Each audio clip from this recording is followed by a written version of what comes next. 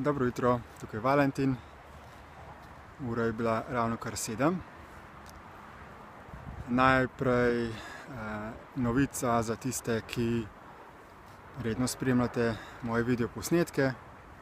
Danes sem se odločil spremeniti dnevni ritem, kajti dnevi se krajšajo, začetek septembra je. In do zdaj sem pazil na to, da sem vstajal takrat, ko se je dovolj zdanilo, da je bilo dovolj svetlobe za snemanje teh videoposnetkov, in sem šel potem naprej v fitness. Sedaj se pa dani vse bolj pozno, in zato, da ne bi prepozno potem šel v fitness in kasneje začel z ostalimi dnevnimi aktivnostmi, sem se sedaj odločil naprej iti v fitness. Se pravi, moj fitness se odpre že ob 6. Torej danes sem bil že ob 6 na fitnessu in se sedaj na poti iz fitnessa snemam. In če se bo dnevi še bolj krajšali, bom seveda naprej šel v fitness, domov, pa potem šele posnel video, ko se bo dovolj zdanilo. Ok, zdaj pa še današnja točka dnevnega reda. Govoril bom o čustveni inteligenci, in to na željo enega mojega prijatelja. No, nekaj sem že govoril o čustvih.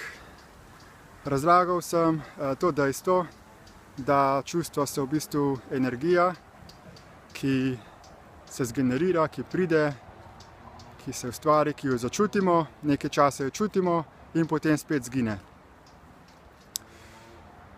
Imamo torej IQ, to inteligenco, umsko inteligenco, potem se pa tudi zadnje čase zelo govori o EQ, Emotional Intelligence, EI. Ok, se pravi čustvena inteligenca. Predvsem glede ljudi, ki so na vodstvenih položajih za kvalitete vodenja, se poudarja, da ni več dovolj v zadnjem času samo ta inteligenca nekega zdravorazumskega odločanja, ampak da je potrebno, da vodje, še posebej vodje, razvijajo tudi čustveno inteligenco. Torej, ker se trend vodenja podjetij iz bivše piramidne strukture, avtokrativnega, ukazovalnega vodenja spreminja v bolj horizontalno, demokratično vodenje, ko je vodja predvsem bolj v vlogi mediatorja. In zato zdaj na veliko hodijo direktorji na delavnice čustvene inteligence, da bi postali bolj mehkejši vodje. In seveda na splošno se poudarja pomen čustvene inteligence v vsakdanjem življenju, v medsebojnih odnosih. In kaj zdaj to pravzaprav pomeni?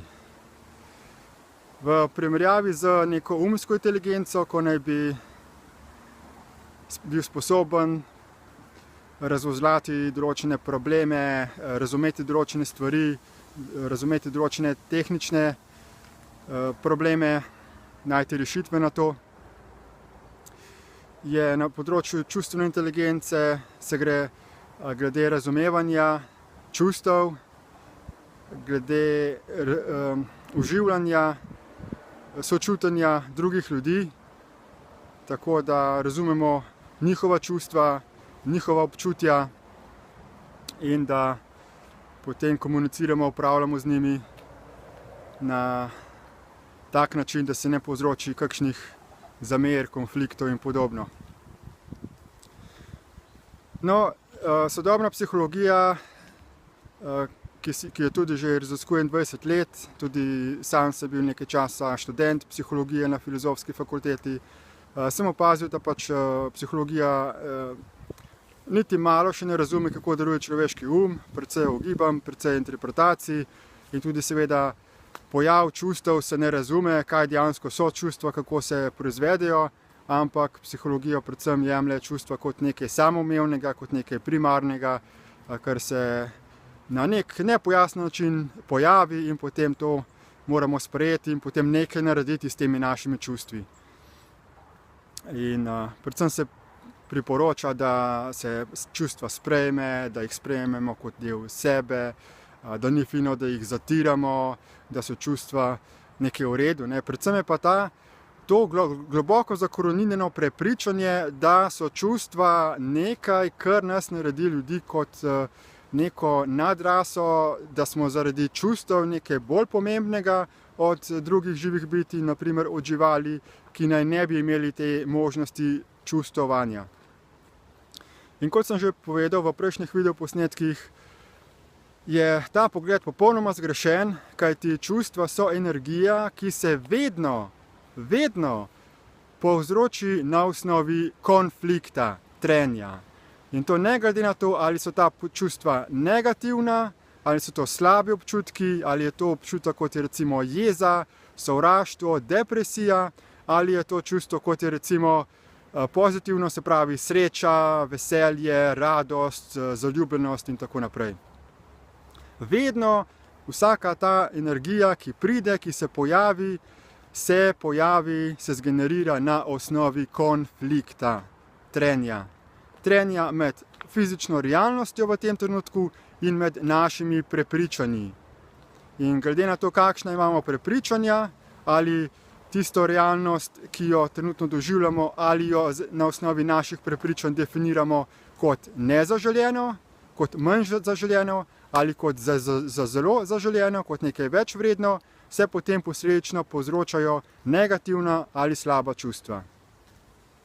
Torej, v kontekstu čustvene inteligence bi vsem tistim, ki se želijo na tem področju izobraziti, ki želijo podrobno razumeti, kaj čustvena inteligenca je, kako delujejo čustva, da prouči gradivo, ki ga imamo pri naši raziskovalni skupini Destiny, ker se najbolj natančno razume mehanizem delovanja uma oziroma umsko-zavestnega sistema in kako ta povzroči, zgenerira energije, ki jim rečemo čustva.